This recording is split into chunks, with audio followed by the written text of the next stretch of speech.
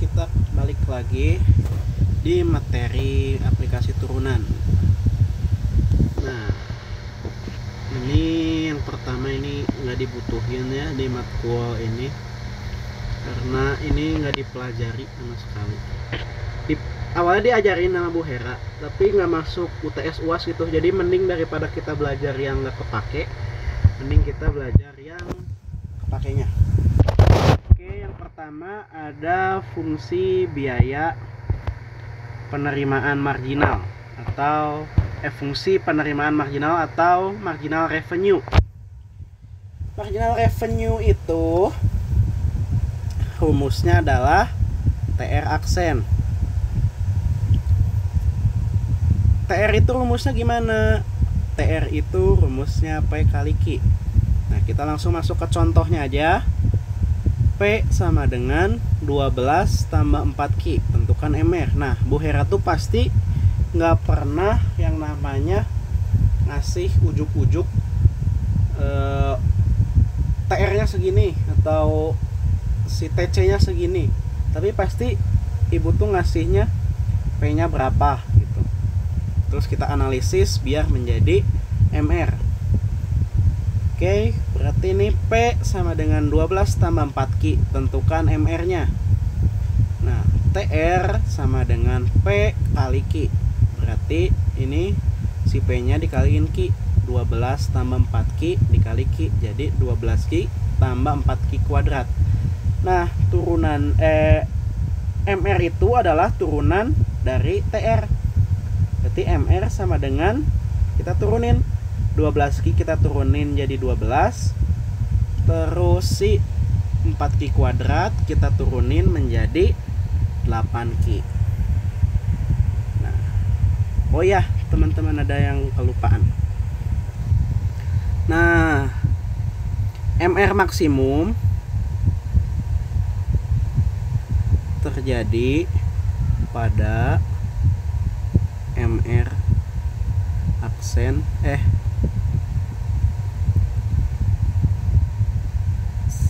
MR sama dengan 0. Berarti ini itu tinggal 0 sama dengan si 12 tambah 8Q. Berarti kita pindahin min 8Q sama dengan 12. Berarti kesini Q sama dengan 12 per min 8, Q sama dengan 1,5. Nah, ini jarang ditanya, tapi cara ngerjainnya tuh gini. Oke, kita lanjut ke fungsi biaya marginal atau MC. Nah, MC itu rumusnya adalah TC aksen. TC rumusnya itu VC ditambah FC. Nah, contoh soalnya tuh gini. VC sama dengan Q kuadrat tambah 4Q, FC-nya 400. Nah, kita tentuin si MC-nya. Jadi TC sama dengan Q kuadrat tambah 4Q. Ini VC-nya tambah FC tambah 400. Berarti ini udah menjadi TC. Nah, kita cari TC aksen karena si MC itu sama dengan TC aksen. Berarti ini 2Q ditambah 4. Berarti TC-nya sama dengan TC-nya sama dengan segini. Nah, TC max-nya gimana? Si ini tuh MC. MC max-nya gimana? Berarti ini 0 sama dengan 2Q tambah 4. Berarti ini sama dengan ini pindah min 2Q tambah sama dengan 4. Berarti Q sama dengan 4 per min 2 sama dengan min 2. Lalu kita lanjut ke fungsi laba. Nah, fungsi laba itu rumusnya kan TR dikurangin TC atau R kurangin C gitu. Nah, kita kita lanjut langsung aja ya. Diketahui price pada saat demand atau berarti harga pada saat penawaran itu adalah penawaran permintaan itu adalah 28 min 2 Ki. Baru diketahui juga average cost-nya itu Ki tambah 4 tambah 32 Ki. Yang ditanya adalah laba maksimumnya. Berarti Pi sama dengan TR kurang TC. Nah, ini kita cari dulu TR sama TC dari dua data ini. Nah, kita masuk ke sini. TR sama dengan P, ini 28 min 2 Ki dikali Ki. Berarti 28 Ki min 2 Ki kuadrat. Terus TC nya yaitu kan AC itu sama dengan TC per Ki. Nah, buat kita kembaliin ke TC lagi gampang, berarti tinggal AC ini pindah dikali Ki sama dengan TC. Berarti AC dikali Ki berarti Ki plus 4 tambah 32 per Ki dikali Ki. Hasilnya Ki kuadrat tambah 4 Ki tambah 32.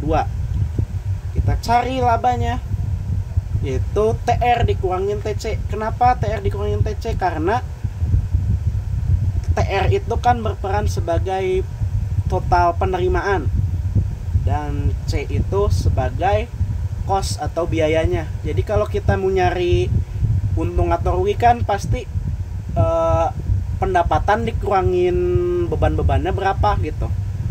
Jadi TR dikurangin TC. Nih 28 min 2 Ki kuadrat dikurangin TC nya. Ini harus dalam kurungnya karena ini satu kesatuan yang berbeda. Ini Ki kuadrat tambah 4 Ki tambah 32. Berarti kita dapetin hasilnya menjadi min 3 Ki kuadrat tambah 24 Ki min 32. Nah, laba maksimum terjadi pada saat Pi aksen sama dengan 0. Berarti kita turunin dulu Pi nya. Nah, ini menjadi min 6 Ki, ini jadi 24, konstanta hilang.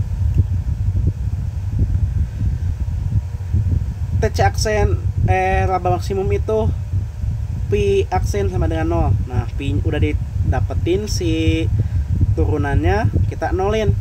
Pi 0 sama dengan min 6 Ki tambah 24, pindah ruas. 6 Ki sama dengan 24 Ki sama dengan 4. Jadi laba maksimum yang terjadi itu pada saat produksi, ini komanya di sini, sama sebanyak 4. Oke, kita lanjut ke sini. Pi sama, kita mencari si laba maksimumnya berapa. Nah, berarti pakai fungsi labanya. Jangan pakai fungsi yang turunan ini, kita pakai fungsi yang ini. Oke. Jadi min 3 Ki kuadrat tambah 24 Ki min 32. Kita masukin Ki-nya tadi yang ini. Min 3 kali 4 pangkat 2 tambah 24 kali 4 min 32 sama dengan 16. Berarti besar laba maksimumnya adalah 16. Oke, selanjutnya kita ke elastisitas. Perlu diingat ini 5 ini. Jika elastisitas lebih dari 1 itu elastis, kurang dari 1 inelastis. Sama dengan 1 itu unitary, sama dengan 0 itu inelastis sempurna, dan sama dengan tak hingga itu elastis sempurna. Perlu diingat yang ini kurang dari 1 inelastis. Ini itu bukan negatif 1 atau negatif 100, ini bukan. Tapi yang berperan kurang dari 1 ini adalah kayak 0,5, 0,25 dan seterusnya. Kenapa? Karena dalam elastisitas ini kita nilai elastisitasnya itu sama dengan mutlak.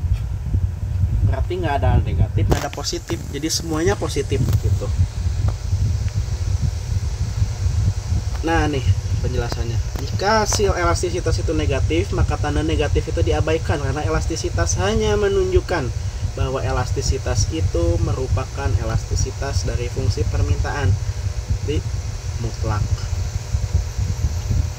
Nah, ini ada dua rumus dalam elastisitas. Yang pertama adalah Q sama dengan fungsi dari P. Ini tuh contohnya kayak Q sama dengan, contoh soal aku gimana, 150 min 3P. Ini untuk Q sama dengan FP. Nah, yang kedua adalah P sama dengan fungsi dari Q.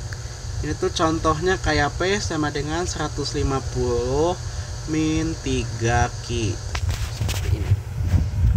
Teman-teman harus bisa menganalisis ini Q sama dengan atau P sama dengan, karena pada akhirnya rumusnya itu berbeda.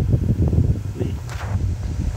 Jika kalau Q sama dengan fungsi dari P, rumusnya itu dP per dQ, dQ per dP dikali P per Q.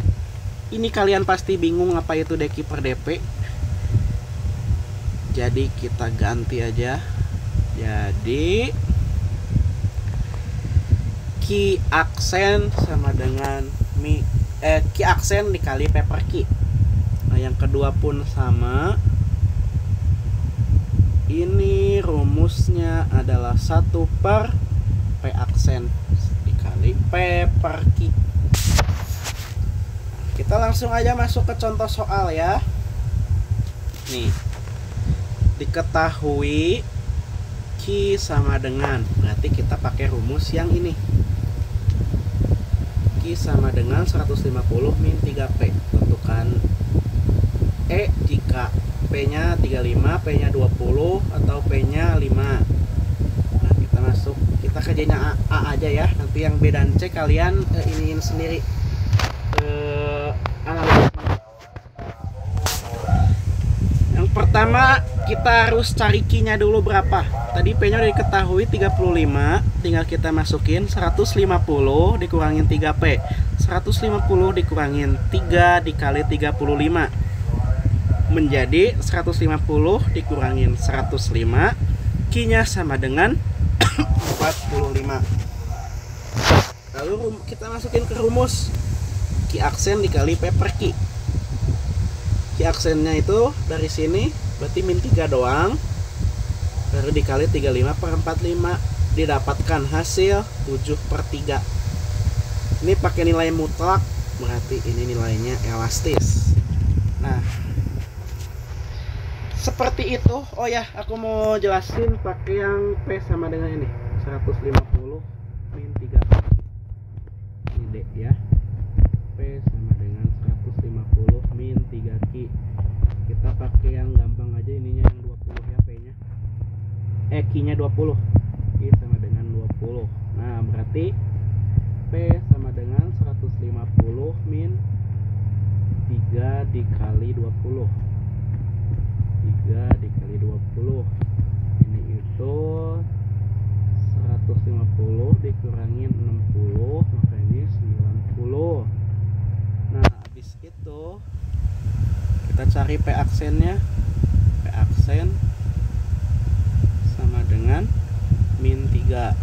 Kita masukin ke elastisitasnya 1 per negatif 3 dikali P per Q. P nya itu 90, Q nya itu min 20. Ntar ya, aku hitung dulu. Ini kan 90 per min 60, jadi 90 dibagi negatif 60 itu dengan min 1,5, berarti ini elastis. Selesai. Yang selanjutnya kita ke penerimaan pajak maksimum oleh pemerintah.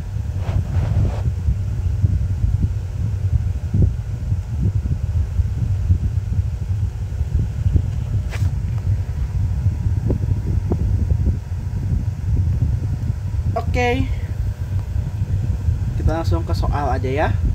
Nih, diketahui demand-nya itu P sama dengan min Q tambah 15. Lalu ada supply-nya itu P sama dengan 3 tambah setengah Q.